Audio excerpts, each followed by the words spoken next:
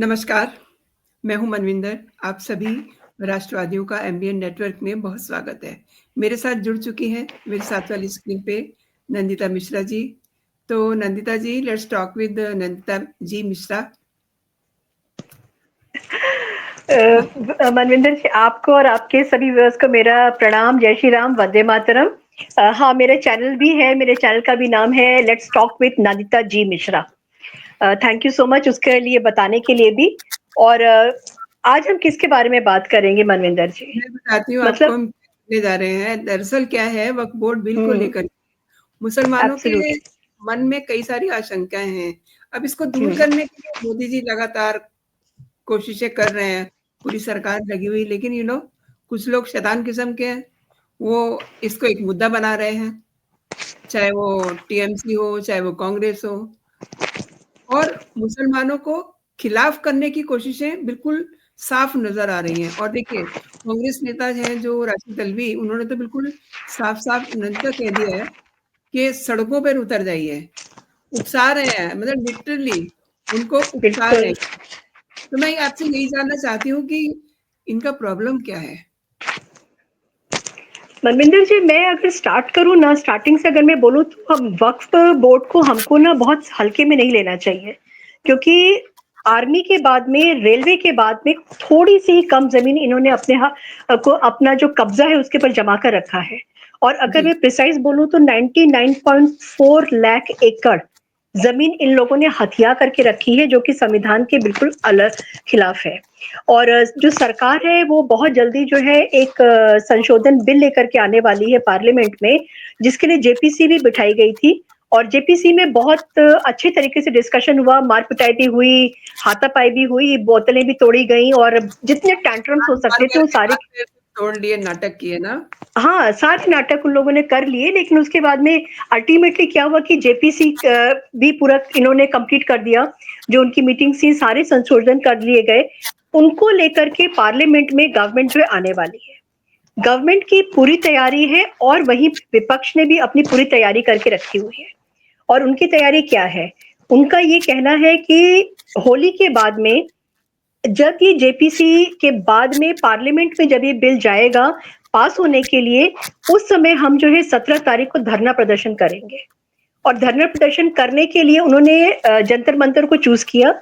और जंतर मंतर पर बैठने के लिए जो है राशिद अल्वी, जिसको कहते हैं ना कि बेगानी शादी में अब्दुल्ला दीवाना, कांग्रेस को पता नहीं क्या चुल चढ़ी हुई है, कांग्रेस को पता नहीं क्या लग रहा है। तो उसने बोला कि भाई क्योंकि बिहार चुनाव है तो ये भी दिखाना है कि भाई हम बहुत प्रो मुस्लिम हैं और हम आपके लिए खड़े हो रहे हैं। तो इन्होंने एक मुस्लिम फेस को राशिद अल्वी को सामने कर दिया। और राशिद अल्वी ने आकर के जिस तरीके से भड़काना शुरू कर दिया है, वो दंगा करने के लिए भड़का रहे हैं। और राशिद अल्वी की बातों से ये इरादे साफ दिख रहे हैं कि कांग्रेस इस समय they want blood on the road. और कांग्रेस के इरादे जो है ना, वो उनका क्या कहना है? उनका कहना है कि पूरे भारत में, नॉट ओनली दिल्ली, पूरे भारत में इस समय जो है चक्का जाम कर दो, पूरे भारत को चोक कर दो।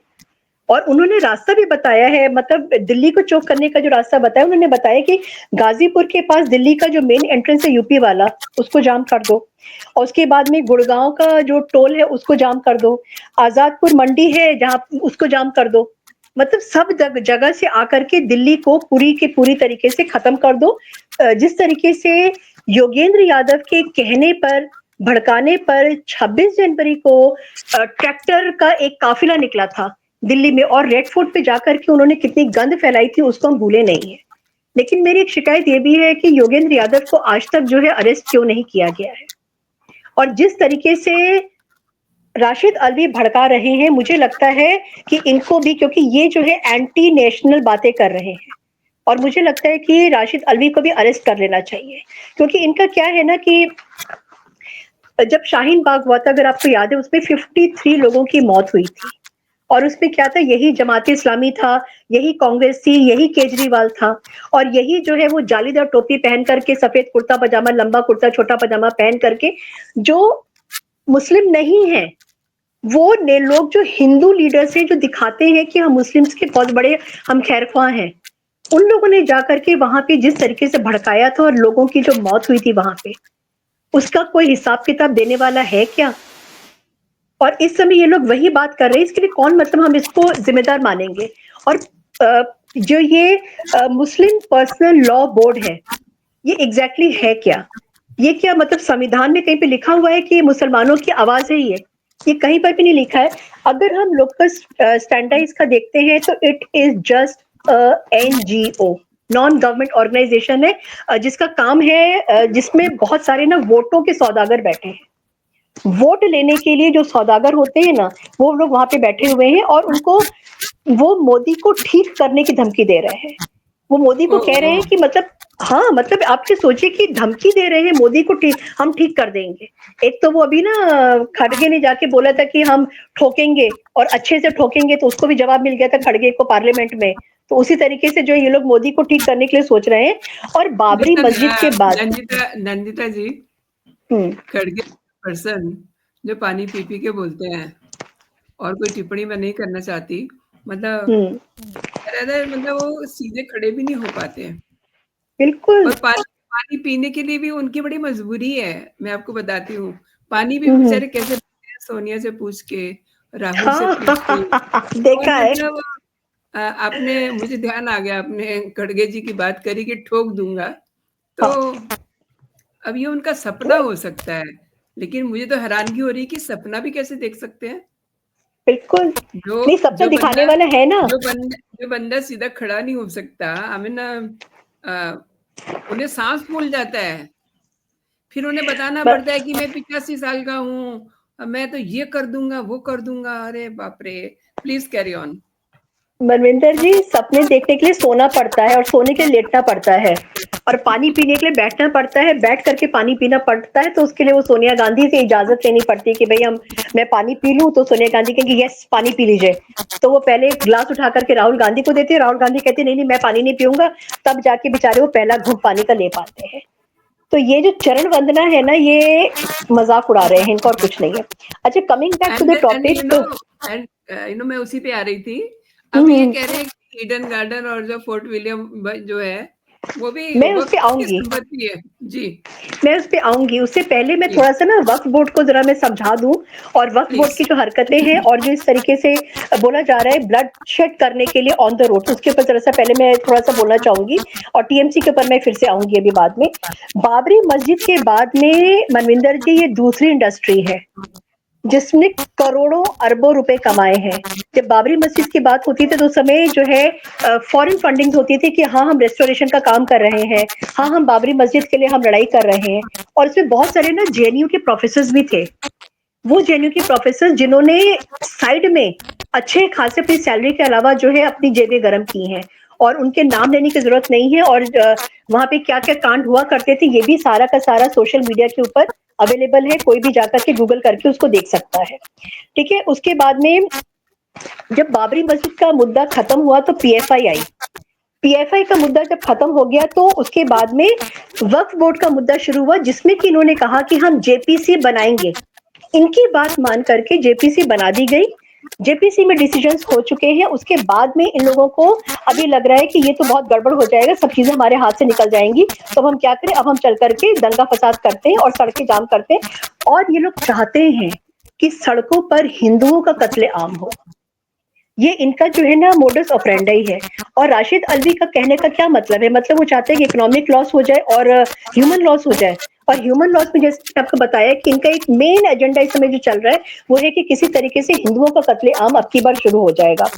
और शाहीन बाग के टाइम पे इन लोगों ने जाके वहां पे, अगर मैं बात करती हूँ कि सलमान खुर्शीद की बात करूं, मणिशंकर अय्यर की बात करूं, तो इन लोगों ने क्या किया कि मुस्लिम्स को भड़काया और बोला कि तुम लोगों को जो है पेपर्स दिखाने पड़ेंगे, कागज दिखाने पड़ेंगे। सीएए आ गया, क्या इनको कागज दिखाने पड़े? इनको कागज नहीं दिखाने पड़े थे। उसी तरीके से ये लोग जो है ना एक कोशिश में पूरा लगे हुए हैं। और आप मान के चलिए मनविंदर जी, ये जो है लोकसभा में और राज्यसभा में हमारी पूरी मोदी गवर्नमेंट की पूरी स्ट्रेंथ है, और ये पास तो होकर के रहेगा। और सबसे बताओ मजेदार बात क्या है कि इन सब ड्रामे में मुस्लिम समाज का कोई भी जो नेता है वो सामने नहीं आता है। जो स्टैंड कौन लेता है, वो सारे के सारे जो सेक्युलर इंडस्ट्री है ना, जो इन्होंने एक इंडस्ट्री चला कर रखी है, सोरोस वाली इंडस्ट्री है, जो कि टूल किट अपना रेडी करा देता है और कह देता है कि हाँ, मतलब अब जो है आप ये सोचिए कि टूल किट कहाँ पे तैयार किया गया है, कौन सा टूल किट तैयार किया गया है, क्योंकि इनके पास कोई मुद्दा नहीं है बोलने के लिए। और मैं कहती हूँ कि सारे मुसलमानों को मौलवियों से और मौलाना से जाके पूछना चाहिए कि आपने कितनी जमीनें जो है वक्फ की हैं और आपने अपने हिसाब से कितनी जमीनें जो है दान किया है। ये इन लोगों ने जो ना अरबों खरबों रुपए जो है ना अपने दबा करके रखे हुए हैं ना, ये निकल जाएंगे, इसका डर है। और सुप्रीम कोर्ट ने क्या कहा था, जो मोदी गवर्नमेंट है वो सारा काम जो करती है वो कोर्ट के हिसाब से करती है। सुप्रीम कोर्ट ने मोदी गवर्नमेंट से पूछा है कि आप ये बताइए कि आपकी इसमें क्या राय है। मोदी गवर्नमेंट ने बहुत टाइम दिया, सरकार ने बहुत टाइम दिया, जितना ये लोग ड्रामा कर सकते थे, जितना चीचा लेदर इन लोगों ने अपनी करवाई है, वो सबके सब सोशल मीडिया पे सामने है और उसको कोई छुपा नहीं सकता है। और मैं एक चीज आपको और बताऊं कि अभी आपने बात की मेरे से टीएमसी में जो एक उनके नेता हैं, मंत्री हैं सिद्दुकुला चौधरी। सिद्दुकुला चौधरी जो है वो एक नया शगुफा लेकर के आ गए कि ईडन गार्डन और फोर्ट विलियम जो है वो भी वक्फ की जमीन है। और वो कहते हैं कि जब ये CAB मतलब क्रिकेट एसोसिएशन ऑफ बंगाल ने जब इस पे ऊपर कब्जा किया था तो 150 रुपए का किराया दिया जाता था। मतलब इसके ऊपर भी इन लोगों ने अपनी जो अपने को एक्सपोज कर दिया है। इनको ये समझ में नहीं आ रहा है कि ये सारी बातें कह करके, सारी बातें बोल करके आप और ज्यादा पूरे जो पब्लिक है उसको अपने आप अगेंस्ट में कर रहे हैं। और नहीं, दे आप दे के बिल्कुल क्या सही बचा कह था, रहे बचा था तो वेस्ट बंगाल बचा था इस समय। बिल्कुल बिल्कुल सही कह रहे हो इनका, क्योंकि जो इनका ये टूल किट था राहुल गांधी का, कांग्रेस का मान लीजिए, ये इनका अब टूल किट लीक हो गया है। हाँ बिल्कुल हाँ, तो इनके जो बिल्कुल। है मतलब दनादन हो रही है एकदम। मतलब ये सोचे ना, इतनी खुशी है इनके अंदर इस चीज को लेकर ना कि राशिद अल्वी से रुका नहीं गया। तो मतलब एक होता है ना कि टूल किट आपको बनाइए जो कानो कान किसी को खबर नहीं हो और एकदम से धमाका हो जाए। और यहाँ पे क्या हुआ है कि वो खुशी वो छुपाई नहीं जा रही थी राशिद अल्वी से, तो आकर के स्ट्रेट बता दिया भैया जाम करो और पूरे देश में जाम करो। ये सिर्फ दिल्ली के लिए नहीं बोला है, ये प्लान पूरा उनका पूरे इंडिया के लिए है। किसान देखिए सिंघू बॉर्डर पे भी 2 साल से पड़े हुए हैं, लेकिन उनका हालत क्या हो रही है। पंजाब में देखिए उनकी क्या हालत हो रही है, ठीक है। और मोदी गवर्नमेंट ने उनको कहाँ ला करके छोड़ा हुआ है, चाहे वो जो भी करते रहे। तो इसी तरीके का ये राशिद अल्वी का ये कहना है कि अगर वो कर सकते हैं तो हम भी कर सकते हैं, और आप निकलिए घर के बाहर, आप करिए। मैं पूछती हूँ राहुल गांधी जो संविधान की किताब जो लेकर के लहराते हुए फिरते हैं, लाल रंग की किताब जो कि मेरे ख्याल से चाइना के कॉन्स्टिट्यूशन की किताब है, भारतीय कॉन्स्टिट्यूशन की किताब वो नहीं है। उसमें कहाँ लिखा है कि वक्फ बोर्ड जो है वो संविधान में है, या उसको कोई राइट है संविधान में, या संविधान में कहीं पे वो लिखी गई है कि हाँ ये this is the part of the constitution. तो ये टूल किट बाहर आ गया है मनविंदर जी, सब कुछ एक्सपोज हो गया है। और इनको क्या लगता है कि अगर एक्सपोज नहीं भी करते अपने आप को तो क्या मोदी गवर्नमेंट रेडी नहीं थी? हाँ, नहीं, वहाँ तो मोटा भाई सब उनके एंटीनास है, वो एक्टिव रहते हैं। राडार, उनके हाँ, राडार एकदम चालू रहते हैं सारा टाइम पे। और दूसरी बात नंतर ये है कि शाहीन बाग पर इनका हम्म, क्या हश्र हुआ है। किसानों का आपने बताया ही है, किसान बेचारे वहां बैठे हुए हैं, वो हम्म, इंतजार करते हैं कि उन्हें कोई फंडिंग आ जाए बाहर से, कनाडा से, कहीं से। अब तो भगवंत मान ने उनको टाइट कर दिया है, अब तो उनकी हाँ। धड़ गिरफ्तारियां हो रही हैं। लेकिन शाहीन बाग पे इन्हें जो टाइट स्लैप मिली थी, उसके बाद ये कैसे हिम्मत कर पा रहे हैं, ये थोड़ा सा मैं जानना चाहूंगी कि मैंने इन्हें बैक पे कौन मैंने है। मैंने आपको यही बताया ना मनविंदर जी कि अगर आप ये देखें तो कोई भी मुसलमान जो है बाहर निकल करके ओपन में नहीं आ रहा है। कौन आ रहा है? वो मुसलमान जो कांग्रेस पार्टी का नेता है। कांग्रेस पार्टी ने इस समय राशिद अल्वी को सामने किया एक मुस्लिम फेस बना करके, और राशिद अल्वी पूरा का पूरा ट्राई कर रहे हैं, क्योंकि ये पूरा टूल किट जो है ना अब की बार जो दिया गया है वो फिर से सोरोस ने दिया है, क्योंकि कांग्रेस के पास में कोई मुद्दा नहीं है। और मेन चीज इस समय जो है ना वो है बिहार इलेक्शंस। बिहार इलेक्शंस में इनको जाना है और वहां पे बताना है कि भाई देखिए हम तो आपके लिए खड़े हो रहे हैं, देखिए हम तो आपके लिए लड़ाई कर रहे हैं वहां पे। फिर मैं पूछूंगी कि क्या कभी ओवैसी से इन्होंने पूछा जाकर के कि आपके पास में कितनी जमीन है, आपके पास में कितना खजाना है, या जो मौलवी मौलानाओं की जो मैंने अभी बात किया था उनसे जाकर कभी पूछा, या कभी वो बाहर आके उन्होंने बताया कि हमने इतनी जमीन है हमारे पास में, इतनी जमीनें हमने दान दी है, जो कि हमारे इस्लाम में लिखा हुआ है। वक्फ बोर्ड कुछ नहीं है मनविंदर जी, ये सिर्फ एक आई वॉश है, ये आंख की किरकिरी है जो कांग्रेस चाहती है कि मुसलमानों की आंखों में किरकिराती रहे और वो आंख खोल करके ठीक से देख ना पाए कि सच्चाई क्या है और सही क्या है। और बिल्कुल सोरोस है, सही, इसके पीछे और कोई नहीं है।